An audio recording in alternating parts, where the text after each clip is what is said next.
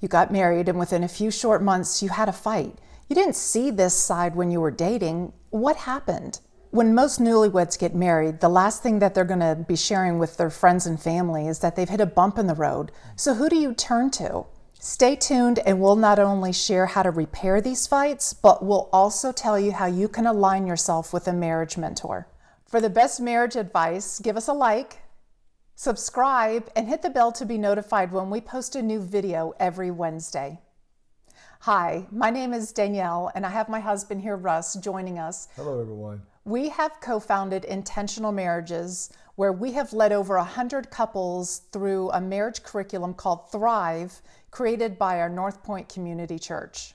We are going to role play how to repair instead of swear, meaning how to repair after an argument. Role play, that should be fun. Yeah, can't wait. These steps were designed by the Gottman Institute, and they have been tried and tested.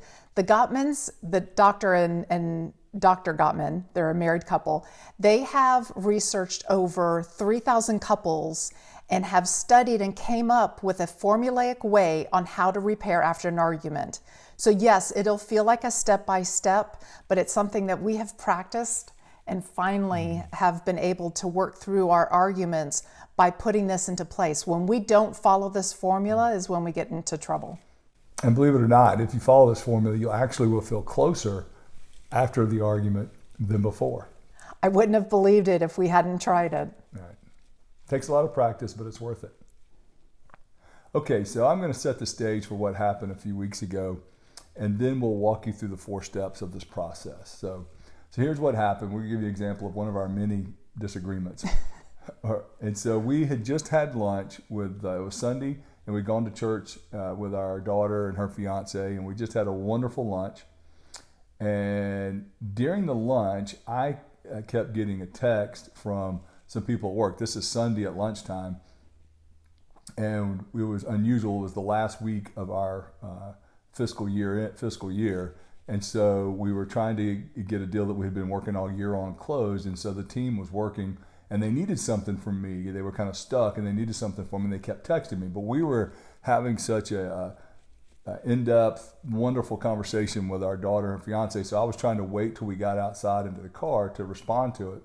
So as we were walking to the car, I said, "Hey, honey, I need to jump on email for just take care of something from work and take care of it. Should only take a couple minutes, but I said, can you drive? Because I had my laptop in the car, which I had taken with me just in case an emergency came up, knowing it was the last week. And little did you know, something had been brought up at the lunch that really had stressed me out. Yeah, so I kind of had some little anxiety from what was going on at work, and Danielle didn't know about it, and she had something that happened during lunch, and I did not know that had kind of stressed her out. So as we walked to the car, I said, hey, I need just a couple minutes. Do you want me just to do it before we leave, or do you want to drive and I can work on it while you're driving? And she goes, I'll drive. And so we get in the car, and I open my laptop and start working. And as I was waiting for the email, my system to come up, our daughter had texted us. So I quickly looked at the text on my computer. It was an iMessage. And Danielle, I guess, looked over and saw the iMessage, and she got real frustrated because she thought I was working, and when she saw that iMessage, it looked like I was doing something personal instead of working. And so she had a kind of she had a negative reaction, and that negative reaction caused me to I ended up having a negative reaction to her reaction. So and it kind of quickly escalated into a tension, terse-based conversation. You don't look at me. You don't ever ask me how I am. You haven't looked at me in 10 years. And so we got on up the road, and I worked on it, and I finished my email, and then we kind of went through this process that we're about to walk you through. It's kind of a 4-step process that she mentioned from Dr. John Gottman and Dr. Julie Gottman. That's a fantastic process. So we're going to kind of role play how you repair after that type of negative interaction, if you will. Okay. So do you want me to go first? Yes. So what is the first step? Okay. So in step 1, you're going to talk about and accept what you each were feeling. These are often old and familiar feelings, possibly from family of origin. We'll demonstrate. Okay, so tell me what you felt during our negative interaction. Okay. I felt angry, and I felt disrespected, and I felt I felt taken for granted, taken advantage of. So how about you? So I felt defensive, frustrated, and not appreciated. Okay. Okay, so in step one, we're going to just share what we felt. In step 2, discuss and validate each other's subjective reality. When your partner is finished giving their version of what happened, try to communicate that you understand why they felt the way they did based on their perspective. Try to make it your job to understand your partner's reality, not argue or defend your reality. So now that you shared your feelings and I shared my feelings, now tell me more about your version of what happened. So during our lunch, I learned that there was this conflict of 2 events that I really wanted to attend, both of them. One was going down to Florida to see my sister and her family, and one was our daughter's wedding dress fitting. Naturally, I'm going to, go to our daughter's dress fitting, but I still was quite stressed over the fact and anxious about not being able to go down to Florida. So I was very eager to talk to you about that, but I knew how important this was. So I was like, okay, I'll just let this take place. And so as we're driving home, I glance over and I see you're on a text. And I'm thinking, wait, he's not working on an email. And so I immediately got angry. And that's where I felt taken advantage of. Like, I assumed that you had finished your email and now you were just, doing personal stuff while I'm over here being quiet, allowing you time to do your work. And I felt like I was being taken advantage of while you were just working on other things besides your email. So I immediately got angry. I felt disrespected and like I was being taken for granted. Mm-hmm. So that was my reality. So I can understand why you were now listening to that part of the story, that you were anxious coming out already and wanting to talk. And then I was saying I needed to work on something that would only take a couple minutes. And then, you looked over and you saw me doing something that wasn't work. Mm-hmm. I can understand now why you were frustrated, you were angry or upset about that. Yeah. I can see that. So what was your perspective? So for me, as you know, the team, we've been working on this deal, and the team had been working all Friday. We had all been working Friday night, all day Saturday night, all day Sunday. And while the team was working on Sunday, we went to church and to lunch with Chandler and Jamin, and the team is stuck and they're needing something for me to move forward. So I'm really anxious. I didn't tell you about that, which was, but I was really anxious during lunch. And the more lunch went on, I was trying to enjoy it because it was such a wonderful lunch. Right. So I was trying to enjoy it, but as these things came in, so I was really anxious to get in there and knock it out. And so so I'm already kind of anxious. And I also had some low-level anxiousness, maybe even mid-level anxiety, because we're trying to get this deal done and everybody's working around the clock. And then you added on that it was stuck. So I had, some unusual anxiety going on. And so when I pulled up my computer, the email was coming up. When the email was coming up, our daughter, Chandler, texted me. Right. So I just immediately clicked over to see what Chandler wanted, because we just got out of the rrestaurant. So I was like, what, so I just looked to see, and you happened to look over right when I was looking at Chandler's text. And so it wasn't like I was doing something, right. just, some other thing, some personal thing. It was looking at Chandler's text. And then you had a very disgusted, angry reaction to that.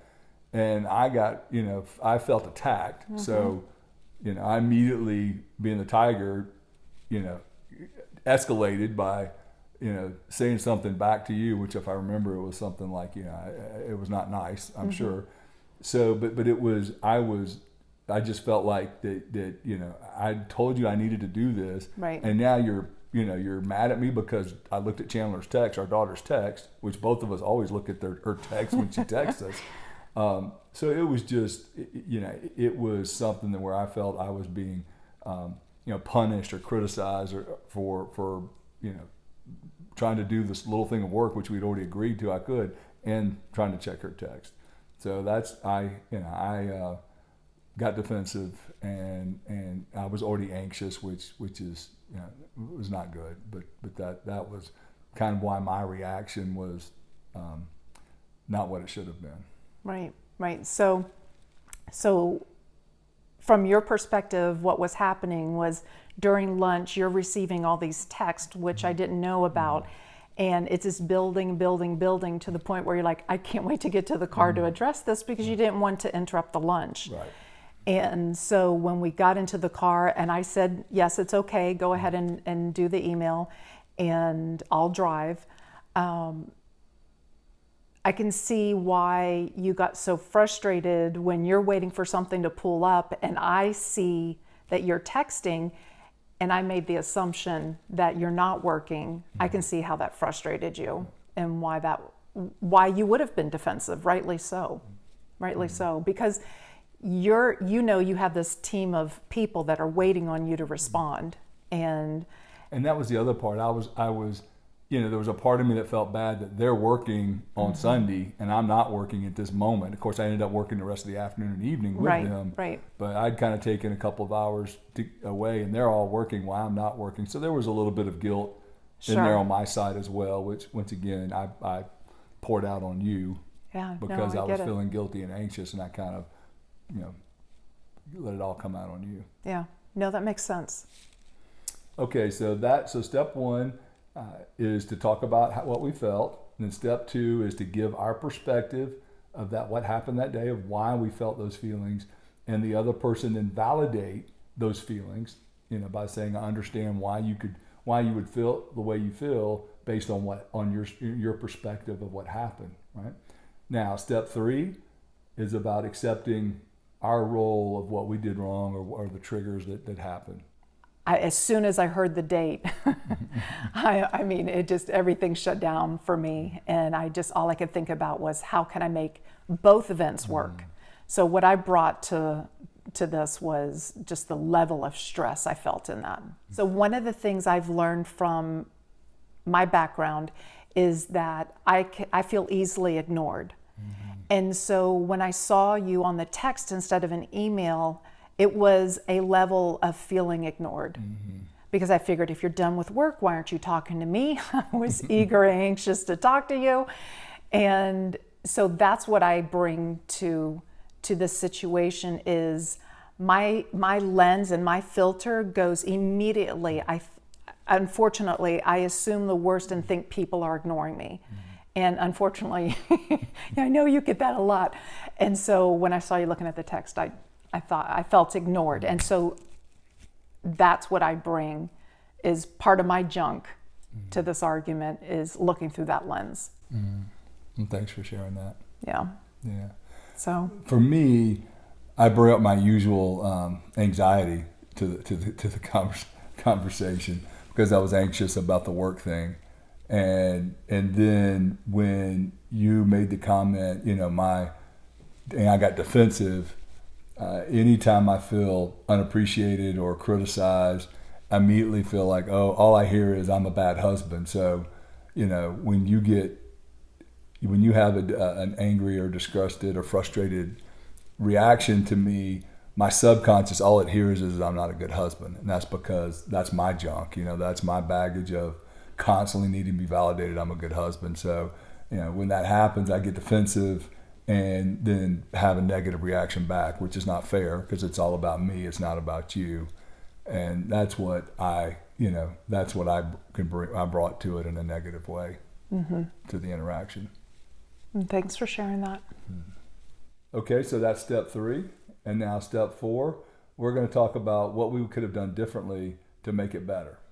What would we have liked to the other one to do, which would have made it better. So I'm going to share what I think could make it better, but it's up to Russ to say, yes, I can do that, or maybe not. And it's important for you both to come up with a compromise.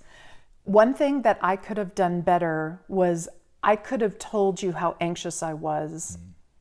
I should have said, hey, I'm really anxious about something I need to talk to you about. And can this email wait? My impression was, well, if you'd waited all lunch, you could have waited 5 more minutes in the car. And what would have helped me is if you had said, hey, I have been waiting an hour, can you give me this 5 minutes to respond back? Because there's a team of people waiting on me. Right. So that would have helped me, I think, for us to understand each other's scenarios. So more details is always better. Yeah. From my How about you? Yeah, from my standpoint, what I could have done better is when I got the text from Chandler, I could have said, hey, I've got a text from Chandler. I need to look at that real quick, and then I'll get back to this email. Because I know that we kind of have this thing when we get a text from someone, we always kind of say, hey, just to keep each other up to date on what's going on, I'll say, hey, I'm sitting here replying to so-and-so. They just texted about. It's just a nice way for us to always communicate with each other. And so we've talked about that before, and I could have easily said, hey, Chandler just texted. Let me look at that real quick. Instead of I didn't even say anything, and I just went to the text, and then you looked over, or the iMessage, you looked over and saw it right when I was on it. Right. So that would have helped if I would have told you that's what I was doing. If I would just communicated along the way, and even communicated on what I was doing on the work stuff, I think it would have made you feel more included in it as well. Right, and that's what I love about us sharing with each other when we do get on our phone, that we're sharing what we're doing, so we don't feel that disconnect. Right. Because it's so easy to feel isolated when we're jumping on the phone. So, yeah, that would have helped. Yeah. That would have helped. And for me, what would have helped is when you did look over and saw that I was on the iMessage or the text.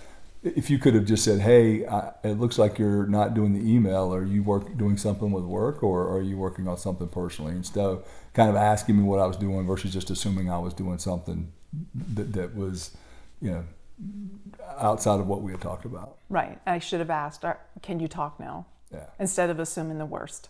Yeah. That's kind of what I was getting at, but I'm just kidding. But Danielle has this wonderful saying that, she probably got it from the Gottmans or something, that, we can only see the other person's actions, but we don't know their intentions. So we kind of subconsciously, when we see our spouse's actions that we don't like, then we immediately assume the worst, right? And so guilty. We're all guilty of that. And so this is basically the step-by-step process that we take all of even our small little arguments or big conflicts. And like Russ mentioned earlier, the bigger the conflict, the closer you will feel after going through this step-by-step process. Now, we've had couples say, okay, great, we're going to try this out, and have come back really frustrated. And they're like, wait, are you kidding? I thought this was like the magic formula. And the thing we want to remind you of, it takes practice, practice, practice. I will tell you, the first time out of the gate for me, I whipped my head around. I was like, what? And Russ was like, I'm not feeling very safe. So even for somebody that had been learning this over and over and over, my first time out of the gates, I was very defensive. The whole idea of walking into this conversation is being emotionally safe. It's just another level of approaching your argument in an emotionally safe way and being able to hear the reality of your spouse's perspective, because you don't have to agree with their perspective, but you can agree on how they were hurt.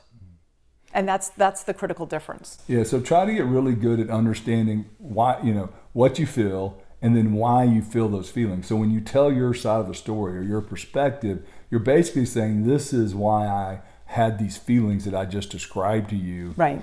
And if you can tie it back to, something that's deep inside of you, which is usually, as we've learned, the angrier that I am, that means it's more about me than what she did.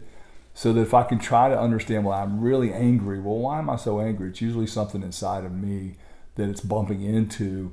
And if I can come and tell that part of the story, then it's much easier for her to say, well, I can really understand why you were so angry now, hearing that side, hearing that perspective. And having more compassion, because another person who would have been in my seat driving, glancing over and seeing him on a text might have been like, oh, okay. But because I have this emotional wound of feeling ignored, I immediately said, oh, see, there it is. There, he's ignoring me. And that's why it's so important to understand your background, because I went from like a 0 to a 10 with that, where another person would have just, kind of shrugged their shoulders and just waited for him to finish. So hopefully this will help you with repairing your next disagreement. Earlier, I mentioned how you could have your own personal marriage mentor. How? Simply apply and we'll see if you're a good fit for our program. The link will be in the description below. If you like this video, give us a like, subscribe, and take a screenshot and share with your friends. Let me know if this step-by-step exercise is something you think you can do with your spouse. And for all you newlyweds, don't you wish there was a marriage manual? Well, we have just the video for you. Thanks so much for watching, and we'll see you in the next video. Thank you.